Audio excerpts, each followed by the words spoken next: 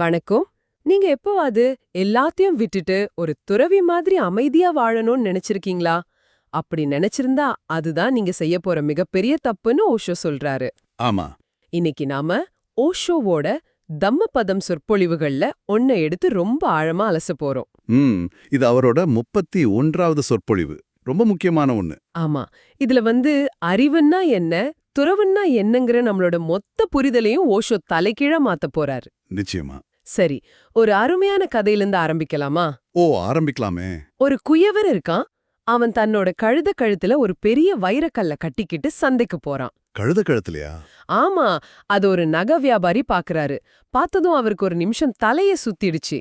ஏன்னா அதோட மதிப்பு அவருக்கு தெரியும். கரெக்ட். பல கோடிகள் மதிப்புள்ள வைரம் அது.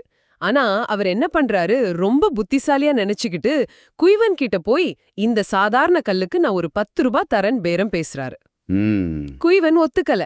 கொஞ்ச நேரத்துல வேற ஒருத்தர் அதுக்கு ஒரு நல்ல விலை கொடுத்து வாங்கிட்டு போயிடுறாரு. சரி.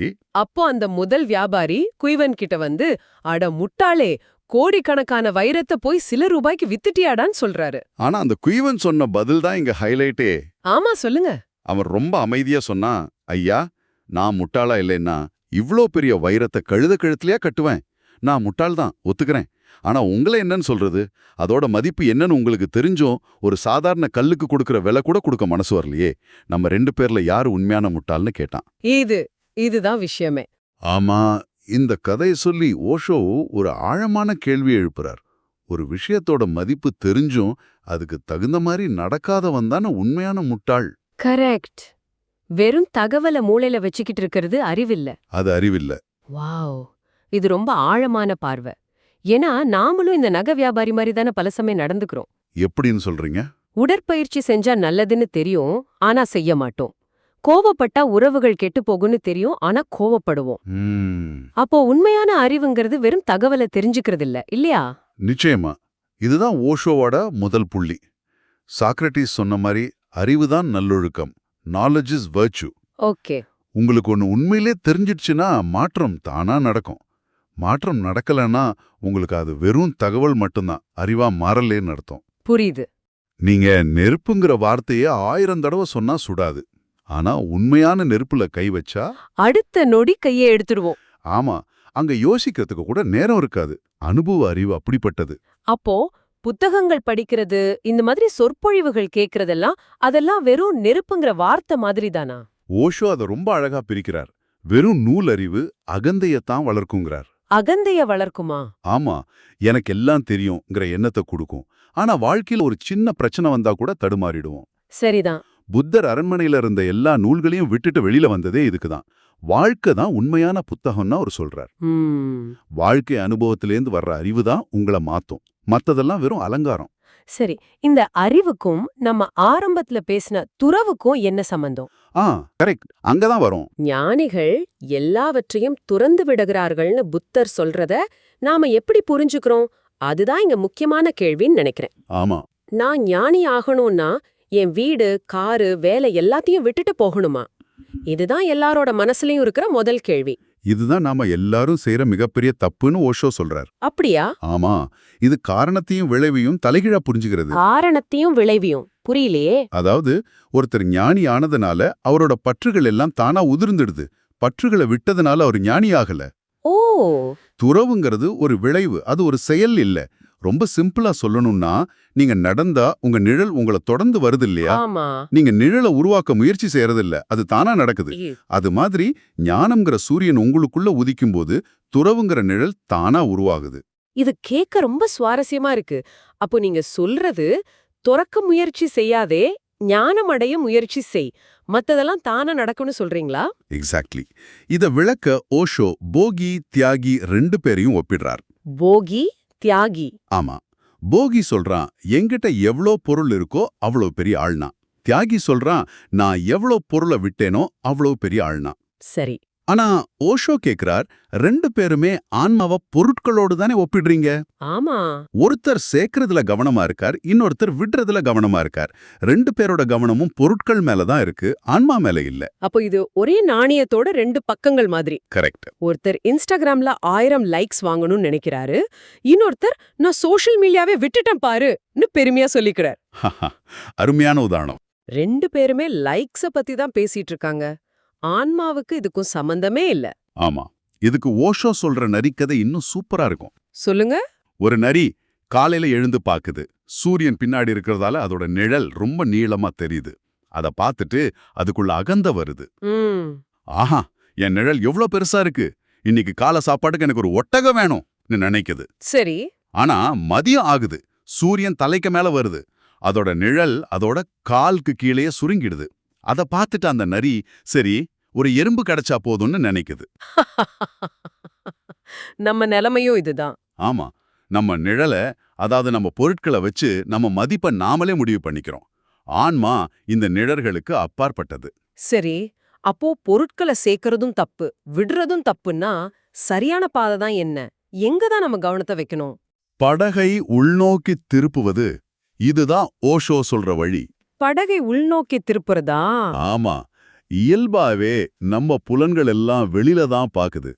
நம்ம கவனம் ஆத்து தண்ணி மாதிரி வெளி உலகத்தை நோக்கி ஓடிக்கிட்டே இருக்கு. நாமளும் அந்த ஓட்டத்துல அடிச்சிட்டு போறோம். உண்மைதான். ஆன்மீக பயணம்ங்கிறது அந்த படக ஓட்டத்துக்கு எதிரா உள்நோக்கி திருப்புறது.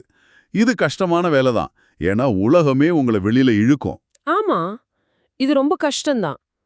நம்ம ஃபோன், வேலை, உறவுகள்னு எல்லாமே நம்ம கவனத்தை வெளியில இழுக்குது. அப்படி இருக்கும்போது தனியாளா எப்படி உள்நோக்கி பயணிக்கிறது? இதுக்கு ஓஷோ சொல்ற தீர்வு சத்சங்கம் அல்லது கல்யாண மித்ரா. அதாவது நல்ல நண்பர்களா? ஆமா, ஞானிகளோட துணை. கூண்டுல அடைக்கப்பட்ட ஒரு கிளி இருக்குன்னு வச்சுக்கோங்களேன், அதுக்கு பறக்க முடியுங்கிறதையே அது மறந்துருக்கும். அப்போ வானத்துல சுதந்திரமா பறக்கிற இன்னொரு கிளியே அது பாக்குது. பார்த்ததும் அதுக்குள்ள ஒரு ஞாபகம் வரும், ஆமால்ல, எனக்கும் சிறகுகள் இருக்கு, நானும் பறக்க முடியும்னு. ஓ. அந்த ஞாபகத்தை உண்டு பண்றதுதான் ஞானிகளோட வேலை. அவங்க நமக்குள்ள உறங்கிக்கிட்டு இருக்கிற விடுதலைக்கான ஏக்கத்தை தட்டி எழுப்புவாங்க. இது ரொம்ப அழகான உருவகம். கூண்டுல இருக்கிற பறவைக்கு வானத்துல பறக்கிற பறவை ஒரு நம்பிக்கையை கொடுக்குது. அப்போ உள்ளுக்குள்ள இந்த ஆனந்தத்தை ஒருத்தர் கண்டுபிடிக்க ஆரம்பிக்கும் போது என்ன நடக்கும்? வெளியுலகம் எப்படி தெரியும்? உங்களுக்குள்ள ஒரு அழகான இசை கேட்க ஆரம்பிச்சிடுச்சுன்னா, வெளியில கேட்கிற ராக் மியூசிக் கூட உங்களுக்கு இரைச்சலா தான் தெரியும். ஆமா, கரெக்ட். உள்ளுக்குள்ள பேரானந்தம் பொங்க ஆரம்பிக்கும் போது வெளியில இருக்கிற சின்ன சின்ன சிற்றின்பங்கள்லாம் அர்த்தமில்லாம போயிடும். இதுதான் உண்மையான துறவு. அது தானா நடக்குது. அதுதானா நடக்கும். நீங்க வற்புறுத்தி சாக்லேட் சாப்பிட்றத நிறுத்த தேவையில்ல. உங்களுக்கு அதை விட ஒரு சுவையான விஷயம் கிடைச்சிட்டா சாக்லேட் தானா உங்க கையில இருந்து விழுந்துடும். ஆ, நீங்க அதை துறக்கல, அது உங்களை விட்டு போயிடுச்சு. இதுதான் முக்கியமான வித்தியாசம். நம்ம ஒரு விஷயத்தை விட முயற்சி செய்யும்போது நம்ம கவனம் அது மேல இன்னும் அதிகமாகுது. ஆமா, ஆனா உயர்ந்த ஒண்ணு கிடைக்கும்போது தாழ்ந்தது தானா உதிர்ந்துடுது. சரி, அடுத்த கட்டத்துக்கு போலாம். ஞானிகள் இன்பத்தாலும் துன்பத்தாலும் பாதிக்கப்படுவதில்லைன்னு ஒரு கருத்து இருக்கு. இத கேட்கும்போது அவங்க உணர்ச்சிகளே இல்லாத ரோபோ மாதிரி இருப்பாங்களோன்னு தோணுது. அது உண்மையா? இல்லவே இல்ல. இது உணர்ச்சிகளை அடக்கிறத பத்தினது இல்ல, மாறாக அதிலிருந்து விலகி நின்னு பாக்குறத பத்தினது. விலகி நின்னு பாக்குறதா? ஓஷோ சொல்றார், நான் இன்பமும் அல்ல துன்பமும் அல்ல, நான் இதையெல்லாம் பார்க்கிற ஒரு சாட்சி மட்டுமேங்கிற உணர்வுக்கு வரதுதான் ஞானம். புரியுது. உங்களுக்குள்ள சந்தோஷம் வரும்போது நான் சந்தோஷமா இருக்கேன்னு அதோட ஒட்டிக்காம, ஓ சந்தோஷம்னு ஒரு உணர்வு வந்திருக்கு, நான் அதை பார்க்கறேன்னு விலகி நின்னு கவனிக்கிறது. அதே மாதிரிதான் கோபம், துக்கம் எல்லாத்துக்கும். இது கேட்க நல்லா இருக்கு, ஆனா நடைமுறையில ரொம்ப கஷ்டமாச்சே. எனக்கு கோபம் வந்தா நான் கோபமா தானே இருப்பேன். அது எப்படி ஒரு சினிமா மாதிரி உட்கார்ந்து பார்க்க முடியும்? அது பயிற்சி தான். இதை விளக்க ஓஷோ ஒரு அருமையான உருவகம் பயன்படுத்துறார். என்ன அது? மனிதர்கள் 4 வகைப்படுவாங்களாம். முதல் வகை கல்லுல கீறின கோடு மாதிரி. அவங்க மனசுல ஒரு கோபம், ஒரு பகை வந்தா அது யுகம் யுகமா அழியாம அப்படியே இருக்கும். சரி. இரண்டாவது வகை மணல்ல கீறின கோடு மாதிரி. கோபம் வரும், ஆனா ஒரு காத்தடிச்சா, அதாவது கொஞ்ச நாள் ஆனா அது அழிஞ்சிடும். ஓகே.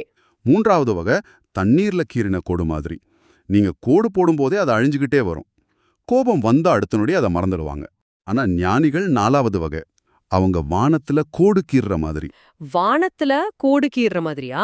ஆமா, நீங்க வானத்துல என்ன கோடு போட்டாலும் அங்க எந்த தடையும் இருக்காது. இன்பம் துன்பம் எது வந்தாலும் அது அவங்க மேல எந்த தழும்பையும் ஏற்படுத்தாது. அதுங்க அவங்க வழியா கடந்து போகும், அவ்வளவுதான். வாவ்! கல்லு, மணல், தண்ணீர், வானம், இந்த உருவகம் நம்மள நாமளே புரிஞ்சுக்க ரொம்ப உதவுது.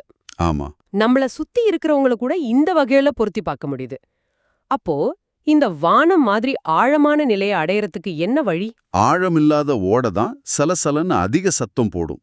ஆனா ஆழமான கடல் எப்பவும் அமைதியா இருக்கும். சரி. நீங்க உங்களுக்குள்ள ஆழமா போக போக வெளி உலக நிகழ்வுகளோட தாக்கம் குறைய ஆரம்பிக்கும். நீங்க வெளியிலேயே உங்க கவனத்தை வச்சிருந்தா நீங்க ஆழமில்லாத ஓடை மாதிரி சின்ன சின்ன விஷயத்துக்கெல்லாம் சத்தம் போட்டுக்கிட்டு அலைக்கிழிக்கப்பட்டுக்கிட்டு இருப்பீங்க. ஆமாம். உள்நோக்கி போகும்போது ஆழம் அதிகமாகுது, நிதானம் பிறக்குது, அமைதி நிலவுது. அப்போ இந்த முழு சொற்பொழிவோட சாராம்சம் என்னன்னா, உண்மையான மாற்றம்ங்கிறது வெளியில ஏதாவது செய்யறதுனால வர்றதில்ல. இல்ல, அது உள்ளுக்குள்ள ஏற்படுற ஒரு விழிப்புணர்வால மட்டும்தான் சாத்தியம். ஆமா, பற்றுகளை விடுறது ஒரு செயல் இல்ல, அது ஞானத்தோட விளைவு. நான் சரியா புரிஞ்சுக்கிட்டேனா? கம்ப்ளீட்டா. நீங்க பொருட்களை துறக்கறதால ஞானி ஆகிறதில்ல. நீங்க ஞானம் அடையும் போது பொருட்கள் தானாகவே உதிர்ந்து விடுகின்றன. சூப்பர். சரி, இப்ப கடைசி மற்றும் மிக முக்கியமான கேள்விக்கு வரும். என்னது? இந்த உள்நோக்கிய பயணத்தோட வாசல் எது? எங்கிருந்து ஆரம்பிக்கிறது? இங்கிருந்து. ஓஷோ சொல்றாரு, அந்த வாசல் நிகழ்காலம். இப்போ இந்த கணம். நிகழ்காலமா? ஆமா, இத நல்லா புரிஞ்சுக்கணும். நம்ம ஆசைகள் எல்லாமே ஒன்னு இறந்த காலத்தை பத்தின வருத்தமா இருக்கும், இல்லனா எதிர்காலத்தை பத்தின கனவா இருக்கும். கரெக்ட். நேத்து அப்படி நடந்திருக்க கூடாதது, அல்லது நாளைக்கு எனக்கு அது வேணும். ஆனா தியானம் இந்த க்ஷணத்துல இப்போ நடக்குது. தியானத்துல கடந்த காலமோ இல்ல, எதிர்காலமோ இல்ல, இந்த ஒரு கணம் மட்டும்தான் முழுமையான உண்மை.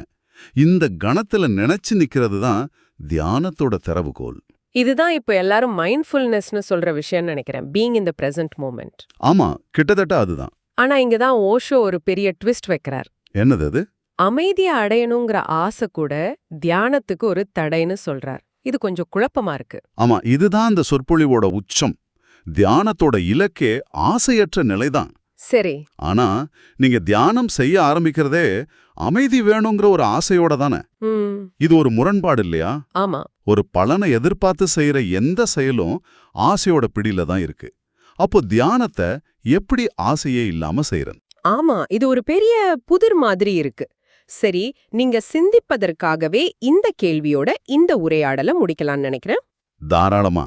ஆசையற்ற நிலைதான் தியானம்னா எந்த ஒரு பலனையும், அதாவது அமைதியை கூட எதிர்பார்க்காம ஒரு செயலை, அதாவது தியானத்தை நம்மால எப்படி தொடங்க முடியும்? ஒரு இலக்கில்லாம ஒரு பயணத்தை எப்படி ஆரம்பிக்கிறது? ஆமா, யோசிச்சு பாருங்க.